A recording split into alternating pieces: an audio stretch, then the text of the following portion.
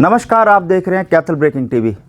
आज हम जानेंगे कि केंद्रीय सरकार द्वारा जो 3 कानून, जो कृषि कानून लागू किए, वो कानून क्या है और किस तरह के वो कानून हैं। आज उस पर तमाम जानकारी के लिए हमारे साथ मौजूद हैं अधिवक्ता हरदीप पाडला। और पीछे अगर इतिहास की बात करें तो 1966 से उनके फादर साहब, यानी कि लगभग बात करें 50 साल से उनके पिताजी जो है कैथल कोर्ट में वकालत का काम किया।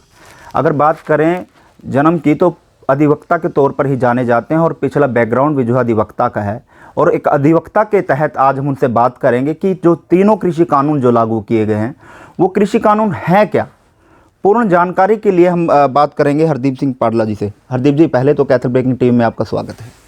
देखिए, आपका, आपकी टीम का और सभी दर्शकों का मैं अपनी तरफ से बहुत बहुत आभार व्यक्त करता हूं कि आपने आज एक किसान के बेटे के, मैं एक वकील के साथ साथ एक किसान का बेटा भी हूं, उसके लिए आपने समय निकाला है। मैं इसके लिए आपका बहुत बहुत आभारी हूं। हरदीप जी, तीनों कानून केंद्रीय सरकार द्वारा लागू किया गया, लगभग 4-4.5 महीने होने को हैं, 1.5 महीने आंदोलन को हैं जो कृषि कानून को लेकर किसान आंदोलित हैं। लेकिन ये तीनों कृषि कानून है क्या, वाकई में पूरी जानकारी क्या है, संक्षिप्त में एक बार हम जानना चाहेंगे ताकि जो दर्शक देख रहे हैं, जो किसान देख रहे हैं, वो इनको सही तरह से समझ सके और जान सके कि ये कानून किसानों के लिए सही है, और सही है तो किस मायने में सही है। ये कानून जैसे अब लागू किए गए, क्या पहले भी ऐसे ही कानून थे लेकिन लोग ऐसे काम करते थे, इस तरह के बिजनेस किया करते थे, लेकिन अब वो कानून बना देंगे? पहले भी ऐसी कोई लेन देन, आदान प्रदान होता था इन कानूनों से पहले तो कानूनों पर हम बात करते हैं, कानून क्या है? देखिए, मैं सबसे पहले बताता हूँ कि जो ये कानून जब गवर्नमेंट बनाती है वो सफल होंगे या नहीं होंगे, वो सबसे पहले इस बात पे निर्भर करती है कि उसकी इम्प्लीमेंटेशन कैसे की जाती है। क्योंकि जब धरातल पर कानून आता है तो देखो, सरकार ने तो एक कानून बना दिया, लेकिन उसको इम्प्लीमेंट कौन करेगा, उसको अच्छी तरह उसकी देख रेख कौन करेगा? वो आकर एडमिनिस्ट्रेशन करते हैं, जो ऑफिसर करते हैं। सबसे पहले कानून की जो सफलता है, कानून का जो सफलता का प्रतिशत है, इस चीज़ पर निर्भर करता है कि उसको इम्प्लीमेंट कैसे करवाया जाता है। जहाँ तक इन 3 कानूनों का जो सवाल है, बात है, मैं इसमें हम सबसे पहले मैं आपको बताता हूँ कि एसेंशियल कमोडिटीज अमेंडमेंट ऑर्डिनेंस है ये 2020।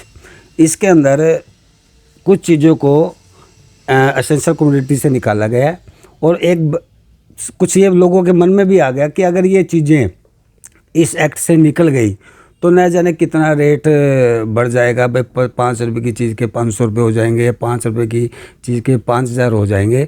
लेकिन देखिए, मैं क्योंकि ऐसे पेशे से जुड़ा हुआ, वकालत के पेशे से, क्योंकि हम एक्ट को अगर हम इसकी एक लाइन पढ़ लेंगे, अगर आपने किसी केस पूरा तैयार करना है तो नेचुरली उसको आपको पूरी फाइल पढ़नी पड़ती है। अगर हम एक फैक्ट पे अगर हम केस लड़ें, निश्चित तौर पर असफल होंगे।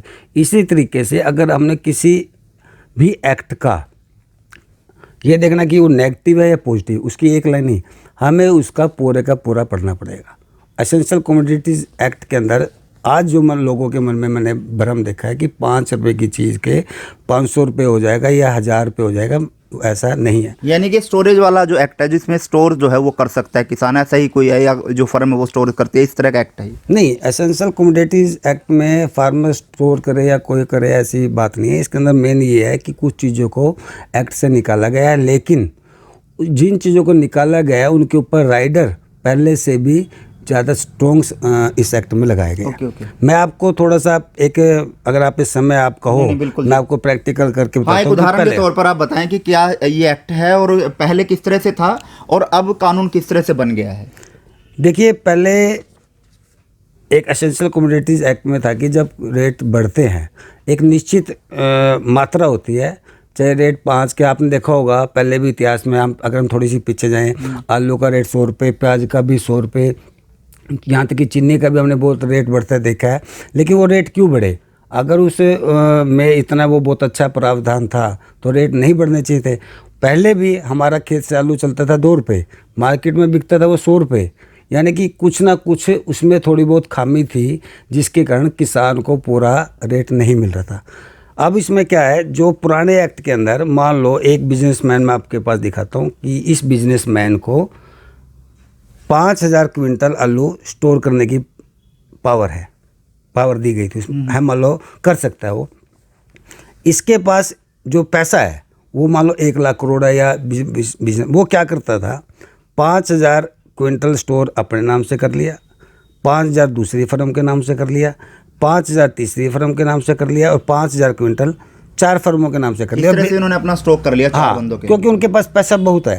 तो उनके, और हमने बिजनेस में देखा है, आप ये देखना मंडी में जाके देखना, आप एक एक जो आड़ती है वो 5-5 फर्म, 5-5 नामों से उनकी फर्में हैं। वो 5-5 नामों से फर्मों से अपना काम करते हैं। कई बार ये भी देखेगा एक फर्म बंद होगी तो दूसरे से काम चला देते हैं। तो जिनके पास पैसा है वो कैसे मैनिपुलेट करते थे कि 5,000 मतलब 5, 10, 15, 20,000 क्विंटल पैसा एक ही बंदे का है, लेकिन उन्होंने 20,000 क्विंटल का स्टोर कर लिया। मतलब 4 फर्में बना ली हैं उन्होंने और 5-5 करके ही ऐसे इन्होंने अपना स्टोर कर लिया। और स्टोरेज होने के बाद ही हमारा जो आलू 2 रुपये किलो खेत में से आया था, इनकी स्टोरेज के कारण वो 200 रुपये भी या 100 रुपये लगा लो, 100 रुपये आलू पहुंच जाता था।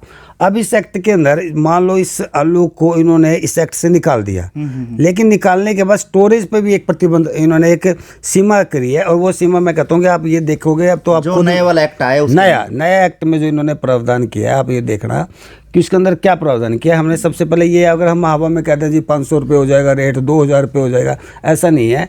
कानून, अगर हम कानून के पेशे में, तो निश्चित तौर पे जो कानून के अंदर लिखा हुआ है, जो इसके अंदर लिखा हुआ है, जो मैं किसी की सुनी सुनाई बात नहीं, किसी पार्टी की सुनी सुनाई बात नहीं करूँगा, मैं वो करूँगा जो इस एक्ट में लिखा है जी। इस एक्ट के अंदर मैं आपको दिखा भी देता हूँ आपके कैमरे के आप माध्यम से, आपके चैनल के माध्यम से। ये देखिए, ये एक्ट की धारा जो 2 है, इसका एक कॉलम है आई। आप ये देखो, ये आई मैंने अंडरलाइन ये किया हुआ है।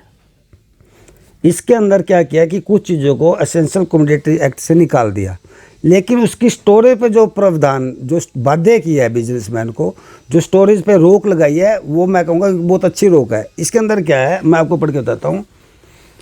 100% increase in the retail price of horticulture purpose और 50% increase in the retail price of non perishable agriculture food stuffs.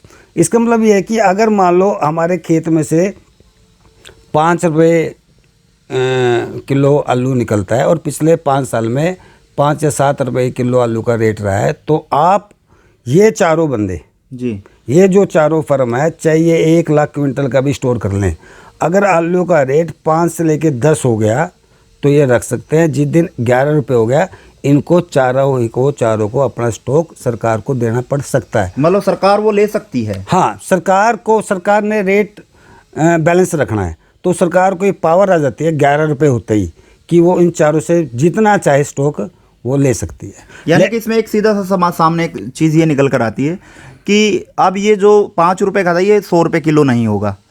जो 2 रुपये की चीज़ थी वो 100 रुपये किलो नहीं होगी, क्योंकि अब एक्ट जो आ गया उसमें जिस तरह से आप बता रहे हैं कि डबल होते, यानी 5 का सामान 10 होते ही तब तो वो बेच सकता है। अगर 11 होती है तो सरकार इसको अपने हिसाब से ले। हाँ, जितना भी फिर उसको बैलेंस रखने के लिए जितना भी स्टॉक होगा तो सरकार को उसको निकालना।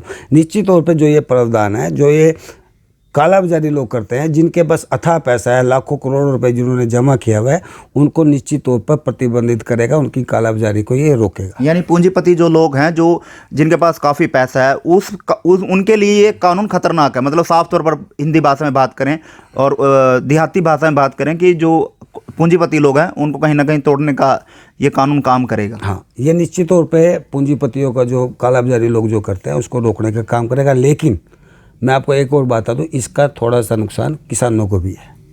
इसको आम जनता को तो फ़ायदा है फिर इसका मतलब। हाँ, मैं आपको किसानों को नुकसान बताता हूँ। नुकसान अब हमारा इससे लगाओ कि हमारा रेट आलू का जब खेत से निकला 2 रुपये या 5 रुपये क्विंटल है। अब इस बिजनेसमैन को पता है कि मैं कितना भी कुछ कर लूँ, रेट तो मेरा 10 से ऊपर बिकना नहीं। उसके बाद उन्हें ट्रांसपोर्ट का भी खर्चा करना है, कोल्ड स्टोर का भी खर्चा करना है, लेबर का भी खर्चा करना है। तो मेरे ख्याल से जो बिजनेसमैन है, इस एक्ट आने के बाद इस स्टोरेज को करने से रुकेगा, मतलब बचेगा, क्योंकि बिजनेसमैन ज़्यादातर उसी बिजनेस में जाता है जहाँ 5-10 गुना मुनाफा होता है। तो जब वो बचेगा तो नेचुरली तौर पे जब खेत से हमारी आएगा, सीजन तो इकट्ठा ही आता है, आलू आएंगे एक ही टाइम में आएंगे, टमाटर आएंगे एक ही टाइम आएंगे। जब उनको कोई स्टोर करने वाला नहीं होगा, मान लो ये स्टोर करने वाला इस मार्केट से निकल गए, ये भी निकल गया, सब ये स्टोर करने वाले निकल गए। अब रह गया किसान और मंडी, बिल्कुल, जो हमारी सब्जी मंडी है जी। आपको स्टोर करने वाला कोई मिला नहीं, तो निश्चित तौर पे सारी की सारी फसल हमारी एक ही टाइम में मंडी में आ जाएगी।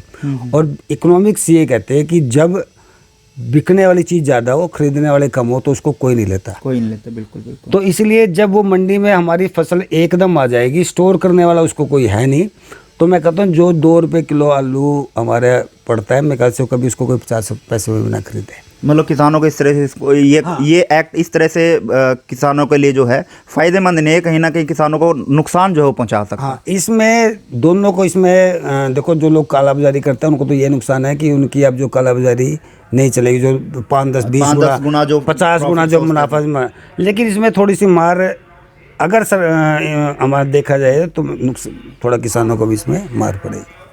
कम्युनिटी एक्ट्स के बारे में बात कर रहे थे, एसेशनल कम्युनिटी एक्ट्स, जिसमें साफ तौर पर जो अधिवक्ता हैं हरदीप पाटला जी, वो हमारे साथ जुड़े हुए हैं, जिन्होंने साफ तौर पर ये कहा है कि जो ये एक्ट है उसमें जो स्टोरेज का काम पहले होता है, जिसमें स्टोरेज कर 5 से 10 गुना रेट पर जो है बेचा जाता है, जैसे 2 रुपये का आलू 50 रुपये 100 रुपये किलो, 5 रुपये का 50 रुपये किलो, 100 रुपये किलो ऐसे।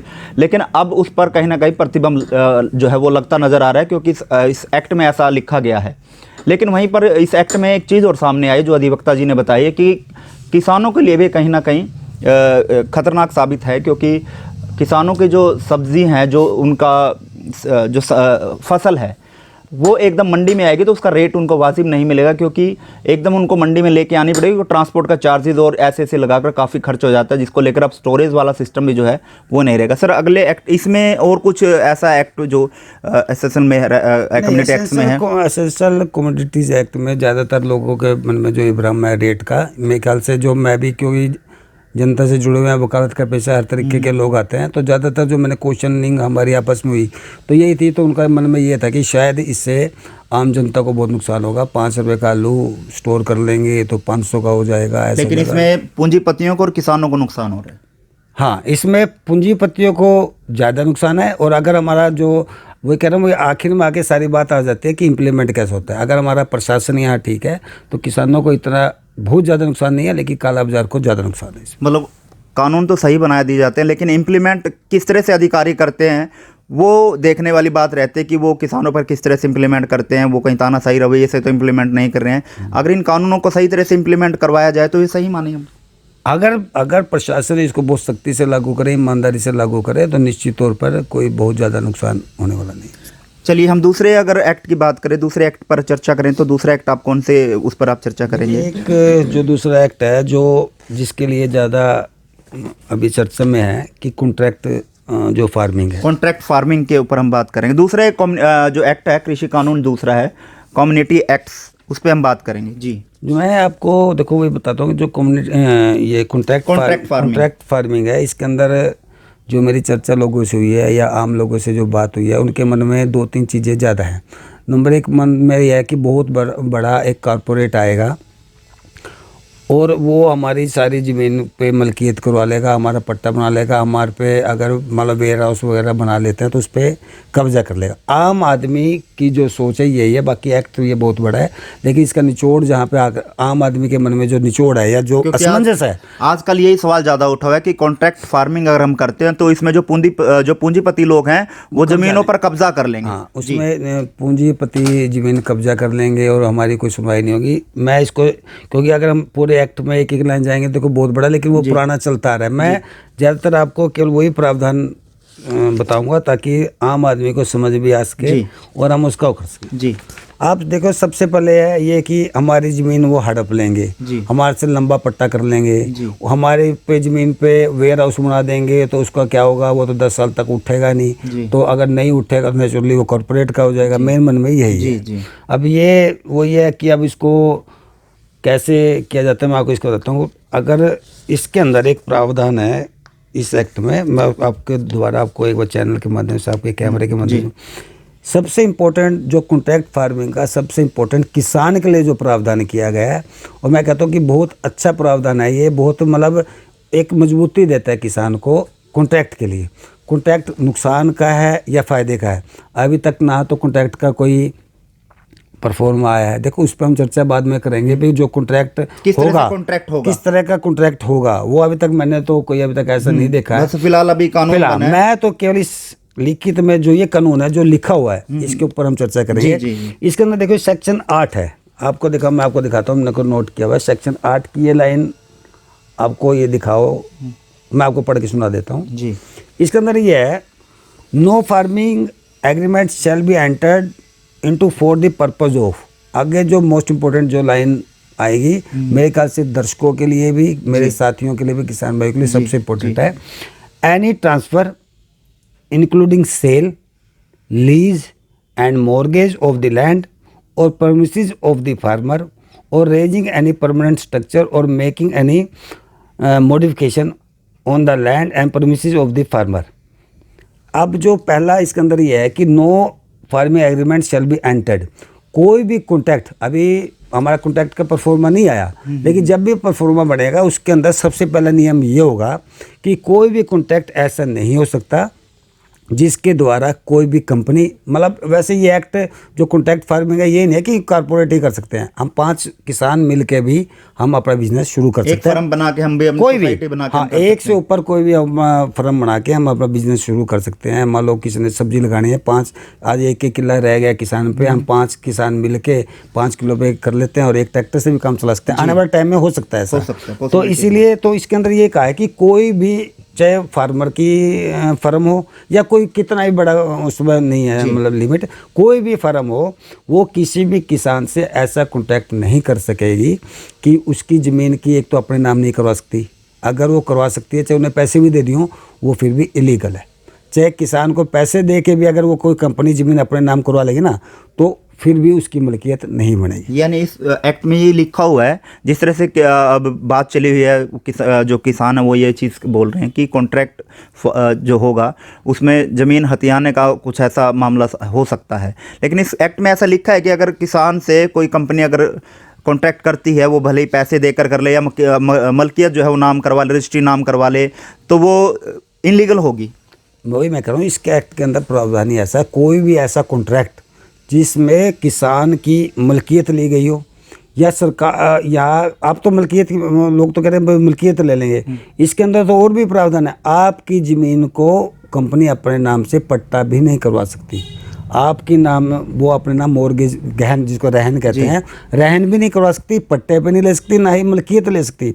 जब एक कंपनी आपसे, आपकी मलकियत, कंपनी की मलकियत नहीं बन सकती, कंपनी उसको ज़मीन को पट्टे पे नहीं ले सकती, उसको अपना नाम रहन नहीं करवा सकती, तो उसका कैसे मलकियत बन जाएगी, कैसे कब्जा हो जाएगा? जब वो भले पैसे का आदान प्रदान भी हो रहा। मैं कहता हूँ कि अगर मैं जो वकालत का पेशा है, मैं कहता हूँ कि अगर किसी कंपनी ने ऐसा कॉन्ट्रैक्ट लिख भी दिया भाई 5 लाख रुपए दे के और ये ज़मीन मेरी हो जाएगी, 5 लाख रुपए किसान के, मैं गारंटी देता हूँ उसकी मलकियत भी जाएगी। मतलब उस कंपनी का जो मलकियत है वो भी जाएगी और पैसा तो जाएगा। मतलब किसान की ज़मीन हमेशा किसान की रहेगी, भले ही वो मलकियत करवा ले, रजिस्ट्री करवाए या कुछ और भी। उस कॉन्ट्रैक्ट में वो मलकियत के खिलाफ, ज़मीन की मलकियत, पट्टा या रहन कुछ भी किसान से लिखवा ले, लेकिन लीगली वो इलीगल रहेगा, लीगली उसकी कोई वैल्यू नहीं रहेगी। जी। तो आगे सर इसमें और अच्छा, दूसरा एक इसके अंदर ये है कि मान लो, एक दूसरा मन में ये है कि अगर मान लो एक बहुत बड़ी कंपनी आ जाती है, क्योंकि कंपनी छोटी भी आएंगी, बड़ी भी आएंगी, और वो किसी किसान, मान लो मेरा ही लगाते हैं, मान लो मेरे पे 12 किले है, या कोई फर्म मेरे से 5 किले का कॉन्ट्रैक्ट करती है और वो मेरे 5 किलो पे वेयर हाउस बना देती है। नेचुरली अगर वो, क्योंकि इसके अंदर एक एक्ट के अंदर एक और प्रावधान है, मैं आपको बताता हूँ, कम से कम कॉन्ट्रैक्ट 1 साल का होगा और मैक्सिमम कॉन्ट्रैक्ट 5 ईयर, 5 साल से ज़्यादा कोई भी कंपनी, यानी 1 से 5 साल तक का बस मैक्सिमम, हाँ, मिनिमम 1 और लास्ट मैक्सिमम 5 ईयर। एक फार्मर और फर्म के बीच में 5 ईयर से ज़्यादा कॉन्ट्रैक्ट नहीं हो सकता।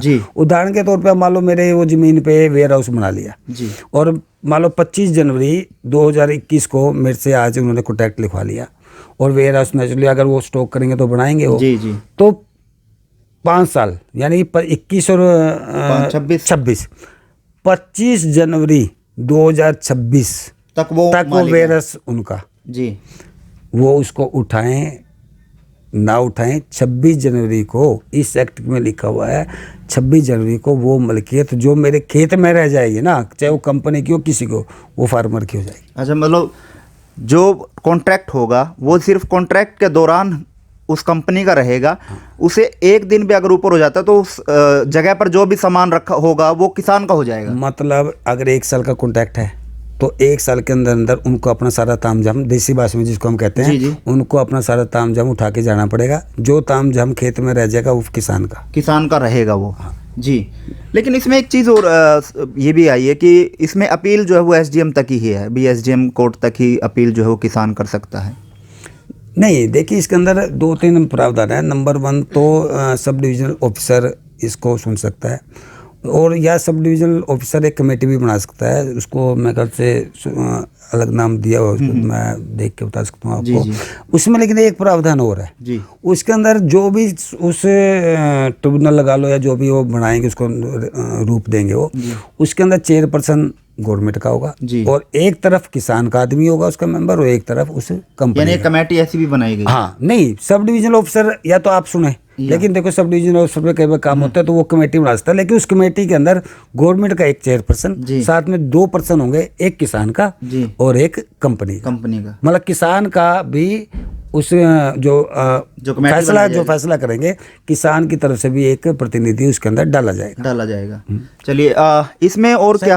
अब ये कहता है कि उसकी अपील नहीं हो सकती, उसके बाद अपील है, उसकी अपील भी है, कौन कहते हैं एसडीओ के बाद डीसी साहब की उसकी अपील है, अपील का राइट है। और मैं आपको एक और बता देता हूँ कि अगर किसी एक्ट में लिख रखा है भी अपील का राइट नहीं है, लेकिन वो इस एक्ट के बाहर फैसला करते हैं, मान लो आपने एसडीओ को कर दिया, डीसी को कर दिया, इस देश में जो हमारा लास्ट जो कोर्ट है वो ऑनरेबल सुप्रीम कोर्ट ही है जी। अगर कोई भी ट्रिब्यूनल, कोई भी कोर्ट कानून से बाहर फैसला करती है, इलीगल फैसला करती है, चाहे उस एक्ट में लिखा हुआ हो चाहे ना लिखा हो, उसको सुनने का honourable high court, supreme court को फिर भी है। मतलब चैलेंज हम उसको कर सकते हैं, चैलेंज कर सकते हैं। अगर एक्ट के बाहर अगर फैसला होता है, एक्ट के बाहर अगर कोई फैसला होगा तो निश्चित तौर पर सुप्रीम कोर्ट, हाई कोर्ट फैसला इसमें कर सकता है। चलिए सर, इसमें तो हम कॉन्ट्रैक्ट फार्मिंग में थे, इस कॉन्ट्रैक्ट फार्मिंग के में भी और कुछ भी है ऐसा जिसमें जिस तरह से हमारे दर्शक हैं या किसान जो हैं वो समझ सकें और इस पर गहनता से? जो कॉन्ट्रैक्ट फार्मिंग है उसके अंदर तो डेफिनेशंस है भाई, कौन फार्म बना सकता है, कैसे फार्म, पर्सन की डेफिनेशन क्या होगी, वो एक वाइड है, उसका कोई ज़्यादा अगर एक्ट के देखें वो तो उसमें लिखना पड़ता है भाई कैसे, क्योंकि आगे कानून का रूप भी देना है। तो मेन जो आम लोगों से जुड़ा हुआ मुद्दा है यही है जो हमारे मन में है। एक मैं हूँ, मान लो किसान हूँ, तो मेरे मन में ये है कि कभी भी ज़मीन ही ना चली जाए, तो ये है। लेकिन इसके अंदर एक्ट के अंदर वही बात लास्ट में फिर वही आएगी, बात में इम्प्लीमेंटेशन पे आती है। और एक और इसके अंदर जो भी फैसले एसडीओ ने करने हैं या डीसी नहीं, एसडीएम नहीं करता, एसडीएम तो सब डिवीजन मजिस्ट्रेट, एसडीओ इसके अंदर है। और एसडीओ ने जो डीसी साहब ने जो फैसले करे विदिन 30 दिन के अंदर अंदर उसको फैसला वो करना पड़ेगा। हाँ। मतलब इसमें जमीन जाने का खतरा नहीं है किसानों का? देखो इस एक्ट मैं वो कहता हूँ भी खतरा है, एक्ट में तो नहीं है, लेकिन आधिकारिक तौर पर जो, हाँ, मैं आज भी फिर वो बात करता हूँ कि मैं बात करूंगा जो लिखा हुआ है जी। इस एक्ट में क्या लिखा हुआ, इस एक्ट के अंदर, इस एक्ट के अनुसार, इस एक्ट के माध्यम से तो खतरा नहीं होगा। इस एक्ट के अनुसार सेक्शन 8 के अनुसार मैं आपको दोबारा दिखा देता हूँ। सेक्शन 8 में आई में किसी भी तरीके से कोई भी कंपनी छोटी हो या बड़ी हो किसी भी किसान की जमीन को मिल्कियत नहीं बना सकती, पट्टे भी नहीं ले सकती, ना ही रहन ले सकती है जी। अगर तीसरे कानून की अगर बात करें तो ये हमारा, इस पे तो हमारी चर्चा होगी, इस तरह से ये दूसरा कानून था। तीसरे कानून को लेकर सर क्या कहना चाहेंगे, जो जिस तरह से किसान तीनों कानूनों को लेकर आज दिल्ली के बॉर्डर और तमाम बॉर्डरों पर बैठे हैं, तीसरा कानून किस तरह का है? देखिए ट्रेड फार्मिंग है ये जो ज़्यादातर जो हमारा आंदोलन चल रहा है, क्योंकि फार्मर्स की डेफिनेशन अब बहुत वाइड हो गया है। फार्मर का मतलब ये नहीं है कि जो जीरी बेच रहा है या गेहूं बेच रहा है वही फार्मर है। फार्मर के अंदर फूल उगाने वाला भी फार्मर है, मछली वाला भी फार्मर है, और ये मुर्गी पोल्ट्री फार्म हम करते हैं ये भी फार्मर है। यहाँ तक कि अब इन्होंने ये जोड़ दिया कि मान लो हम कोरियर के माध्यम से किसी सामान को बाहर भेजते हो, भेज भी रहे हैं। मैं मानता हूँ कि आज हमारे कैथल में भी शायद या चिंदाना जो गांव है उसके अंदर से शायद मैंने सुना है कि एक फार्म ऐसा है, फार्म वो पे पत्नी शायद गुलाब, शायद उनके गुलाब के फूल एक्सपोर्ट करता है। तो फार्मर के अंदर ही देखो एमएसपी, मतलब फार्मर के अंदर ये नहीं है कि, तो उसके अंदर तो ये है कि ठीक है, हम तो बल्कि कहते हैं अपना सामान कितनी दूर बेचो, जितने ज़्यादा इकोनॉमिक्स क्या कहती है कि जितने ज़्यादा ग्राहक होंगे, जितने ज़्यादा ग्राहक होंगे उतने ज़्यादा आपको अच्छा रेट मिलेगा जी। और जितने कम ग्राहक होंगे बेचने वाले ज़्यादा होंगे। अब हमारे पास क्या है आज की डेट में, अगर हम देखें, हम बेचने वाले लाखों किसान हैं, खरीदने वाली कौन है? एक सरकार जी। इसी कारण रेट नहीं बढ़ा। अगर मान लो इसी गेहूँ इसी चीज़ को खरीदने वाले 50 होंगे, मान लो मैं आपको एक उदाहरण देता हूँ, एक चीज़ आज मैंने एक चीज़ बेची 100 रुपये की और वो आगे जाके 500 की बिक गई। नेचुरली जो नेक्स्ट ईयर जब वो आएगा तो जो दूसरा आदमी है, जो दूसरा बिजनेसमैन है, वो कहेगा भी 100 रुपये की चीज़ लेके 500 की गई थी, तो क्यों ना मैं इसको भी ले लूँ। वो मेरे पास आएगा तो मैं कहूँगा भाई 100 रुपये की चीज़ 500 में बिकी थी, मैं तो आपकी बात 200 में दूंगा, नेचुरली मेरा रेट बढ़ेगा। अगर कोई मेरे से 100 रुपये की चीज़ ले जाए और वो जाके मार्केट में 80 की बिकेगी, अगली बार तो मेरे को 50 में भी नहीं लेने वाला। बिल्कुल बिल्कुल बिल्कुल बिल्कुल। तो जो ये लोग ये कह रहे हैं कि रेट बढ़ जाएगा, देखो जहाँ तक किसान से संबंध है, मैं तो कहूँगा कि अगर हमारी चीज़ का रेट बढ़ता है लेकिन उसमें एक शर्त यह है कि बढ़े हुए रेट का फ़ायदा किसान को मिले। ये नहीं कि रेट स्टोर कर लिया, रेट बढ़ गया, हमसे तो 2 रुपये किलो ले गया और जाके बेच दी 200 रुपये, देखो उसका है नुकसान। लेकिन अगर कोई हमें 100 रुपये की चीज़ लेके आगे बेचता है और अगली बार हमें उसका फ़ायदा मिलता है, तो देखो इसका फ़ायदा भी होता है। नहीं, पहले जैसे ट्रांसपोर्ट का भी मंडी फसल किसान कहीं भी पहले भी ऐसी कोई बाध्य नहीं था, मतलब किसान बेच सकता था पहले भी ऐसा? नहीं, पहले इंटरस्टेट नहीं, जैसे जीडी है, एमएसपी है, जो हम नहीं बेच सकते थे, लेकिन अब ये खोल दिया। लेकिन अगर हम एक चीज़ देखें, जब हमारा देश एक है, जब हम कहते हैं कि हमारा देश एक है, हम एक देश के नागरिक हैं, तो ये हरियाणा पंजाब की ठीक है हमारी सीमाएं बनी हुई हैं, लेकिन मेरे ख्याल से लोकतंत्र के अंदर अधिकार नहीं हो सकता कि ऐसा भी मैं नहीं लेंगे, हम ऐसा नहीं लेंगे, तो खोल दो। लेकिन मेरे को थोड़ा ये मानना है कि हरियाणा पंजाब को थोड़ा, अगर ये इंटरस्टेट खोलते हैं तो थोड़ा सा एमएसपी के लिए थोड़ा नुकसान तो होगा, इसका नुकसानदायक हो सकता है। हाँ, नुकसानदायक थोड़ा नुकसान होगा, क्योंकि जब अब बिहार में आसपास के क्षेत्रों में रेट कम है, हमारी सरकार जैसे अब हरियाणा की सरकार अच्छे रेट दे रही है, तो नेचुरली दूसरे स्टेटों के जब लोग देखेंगे भी हरियाणा में अच्छा रेट से बिक रहा है, वो भी यहाँ आएंगे जी। जब वो आएंगे तो हरियाणा के लोगों को थोड़ी दिक्कत तो होगी फिर। जी हरदीप पाटला जी, तीनों कानूनों को लेकर हमने आपसे चर्चा करी, अंत में क्या कहना चाहेंगे किसानों को कि जिस तरह से आंदोलित हैं किसान और लगभग 50-60 के आसपास किसान जो हैं अपनी शहादत भी दे चुके हैं, लेकिन सरकार अब भी मानने को तैयार नहीं है? देखिए, मेरा तो मानना ये है, सरकार से भी है, किसान भाइयों से भी है, किसी भी तरीके से जो ऐसा प्रतिबंधित सरकार को किसानों को बिल्कुल ऐसा मतलब करना पड़ेगा कि उनको अपनी फसल का रेट जायज़ मिले, किसी भी तरीके से मिले, चाहे उसको सरकार दे या वो बिजनेसमैन को बाध्य करे। लेकिन किसान, क्योंकि किसान एक अन्नदाता है, और अगर किसान मतलब खेती छोड़ देगा तो देखो बड़ी दिक्कत आएगी। और इसी तरीके से, इसलिए मैं तो आज आपके चैनल के माध्यम से और आपके किसान भाइयों को, सरकार से भी ये निवेदन करूंगा कि इसमें कोई ऐसा प्रावधान, जैसे एमएसपी के बारे में चल रहा है, लोगों को ज़्यादा संशय ये भी है कि एमएसपी कभी ख़त्म ना हो जाए या कभी सरकार बिल्कुल ख़त्म ना कर दे, तो उसको प्रावधान बना दिया जाए। हाँ, मतलब किसी भी एमएसपी के थ्रू। देखिए, मैं एक और बताता हूँ, आज एमएसपी जो है ना, कि एमएसपी बहुत ज़्यादा चीज़ों की नहीं है। आज गेहूं की एमएसपी है, जीरी में 2-3 फसलों की एमएसपी है, बासमती के लिए कोई एमएसपी नहीं है, बिक रही है फिर भी 11-21 के लिए कोई एमएसपी नहीं है। बहुत सी चीज़ें फार्मर है, मैं तो कहता हूँ कि फार्मर में फिर तो मुर्गी वाले भी कह दें भाई हमारा एमएसपी नहीं है, लेकिन चलो हम उस चीज़ों में नहीं जाएंगे जो पुरानी क्या बात है। लेकिन आज किसान के लिए यही है कि उसका जो फसल का रेट उचित मिले, और ये सरकार का दायित्व बनता है कि किसान को उसकी जो फसल है उसका रेट मिले। जी, बहुत बहुत धन्यवाद सर। ठीक है, धन्यवाद सब। और ये थे हमारे साथ हरदीप पाटला जी, अधिवक्ता हैं, 2002 से लगातार कैथल कोर्ट में काम कर रहे हैं। और बता दें कि कॉन्ट्रैक्ट फार्मिंग और एसेंशियल सर्विस और ट्रांसपोर्ट जैसे जो एक्ट जो सरकार द्वारा लागू किए हैं, उन्होंने साफ तौर पर ये कहा कि कॉन्ट्रैक्ट फार्मिंग में किसान की ज़मीन जो है वो नहीं जाएगी। अगर पूंजीपति ज़बरदस्ती भी या उससे मलकियत या रजिस्ट्री या कुछ भी पटे पर अगर लेने की कोशिश करता है और किसान को पैसे दे देता है, तब भी वो इनलीगल माना जाएगा और ज़मीन जो है वो किसान की ही रहेगी। वहीं एक बार बात करें एसेंशियल सर्विसेज की, उसमें साफ तौर पर ये कहा गया है कि उसमें स्टोरेज, अगर अब पहले की अगर हम बात करें तो स्टोरेज जो होती थी वो उसमें जो रेट है वो 5 गुना 10 गुना बढ़कर जो है मार्केट में लोगों को मिलता था। लेकिन अब वो ऐसा नहीं है। अब स्टोरेज जो है अगर रेट डबल भी होता है तो सरकार उस जो सामान जो स्टोरेज किया है उस पर उसको काबू कर सकते हैं, और जितना सामान सरकार को चाहिएगा वो उस डबल रेट पर उस पूंजीपति से ले सकती है, ताकि वो जनता को उस रेट पर माल जो है मुहैया करवा सके। लेकिन इसमें एक चीज़ सामने आती है कि इसमें किसान को थोड़ा घाटा भी है और किसान को थोड़ा सा इसमें नुकसान भी है, क्योंकि सरकार किसान की जो फसल है उसको एकदम मंडी में लेके आनी पड़ेगी, जिसका रेट जब नहीं होता तो वो अनाप शनाप रेट में उसकी जो फसल है वो बिकेगी। लेकिन इसमें पूंजीपतियों को बहुत बड़ा नुकसान है, क्योंकि पूंजीपति अब जो स्टोरेज है वो 5 गुना 10 गुना के रेट पर अब नहीं बेच सकेगा, क्योंकि डबल रेट होते ही सरकार की नज़रें जो हैं पूंजीपतियों पर चली जाएंगी और उसको डबल रेट होते ही